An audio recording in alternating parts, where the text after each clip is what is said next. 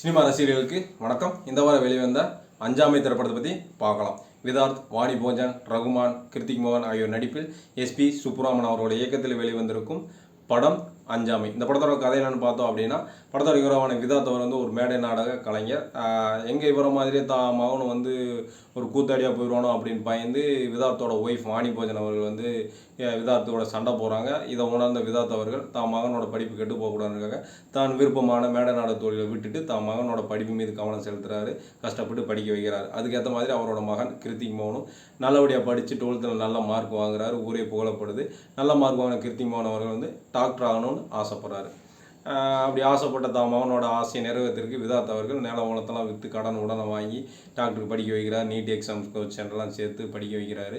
அவங்க NEET exam தேர்வு வருது. அந்த நேரத்தில் நீட் எக்ஸாம் சென்டரை இவங்க தேர்ந்தெடுக்கிறாங்க. அப்படி தேர்ந்தெடுக்கும்போது பார்த்தா இவங்க தமிழ்நாட்டுக்குள்ளே ரொம்ப அருகில் இருக்கிற மாதிரியான சென்டரை இவங்க தேர்ந்தெடுக்கிறாங்க. ஆனால் கடைசி நேரத்தில் பார்த்தா இவங்களோட எக்ஸாம் சென்டர் ஜெய்ப்பூரில் இருக்குது அப்படின்ற மாதிரி சொல்லப்படுது வந்துடுது.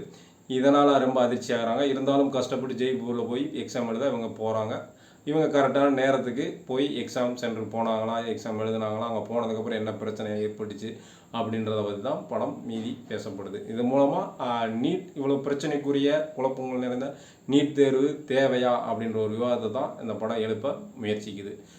மொத்தத்தில் படமாக எப்படி இருக்குது அப்படின்னா, எனக்கு ஃபர்ஸ்ட் ஹாஃபில் வரக்கூடிய விதார்த் அவர்கள் மகனை படிக்க வைக்கிறதுக்கான அந்த விஷயங்கள் எல்லாமே ரொம்ப ஃபீல் குட்டாக ரசிக்கும்படி இருந்தது. அதாவது டாக்டருக்கு படிக்கிறவங்களோட கஷ்டத்தை விட டாக்டருக்கு படிக்க வைக்கிற பெற்றோர்களின் கஷ்டம், மன அழுத்தம் ரொம்ப கொடுமையானது அப்படின்றத ரொம்ப யதார்த்தமாக அழகாக அழுத்தமாக ஃபர்ஸ்ட் ஹாஃபில் சொல்லப்பட்டிருக்கு. அதுவே அதுக்கு இயக்குனருக்கு மனமார்ந்த பாராட்டுகள். அதுக்கு சப்போர்ட்டாக இருக்கக்கூடிய விதார்த்தோட நடிப்பு ரொம்ப பிரமாதமாக இருக்குது.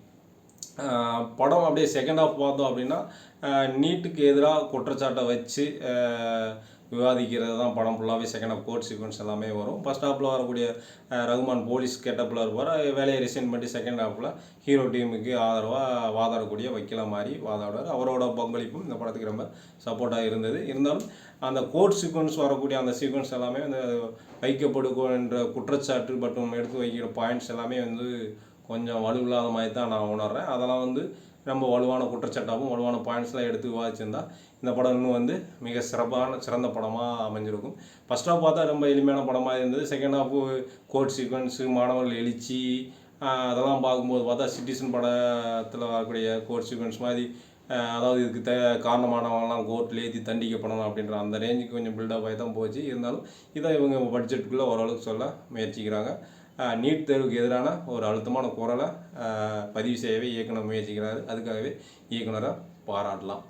முக்கியமாக விதார்த்தோட போர்ஷன் எல்லாம் ஃபர்ஸ்ட் ஹாஃப் வரையும் தான் இருக்குது. அது வரைக்குமே அவரோட நடிப்பு ரொம்ப பிரமாதமாக இருந்தது. கண்டிப்பாக விதார்த்துக்கான ஏதாவது ஒரு நிறந்த நடிப்புக்கான அவார்டு ஏதாவது கொடுக்கலாம். அந்த ரேஞ்சுக்கு நல்லா இருந்தது. மைனானுக்கு அப்புறம் ஒரு மனசில் நிற்கிற மாதிரி ஒரு நல்ல ஒரு நடிப்பை கொடுத்துருக்கார் விதார்த் அவர்கள்.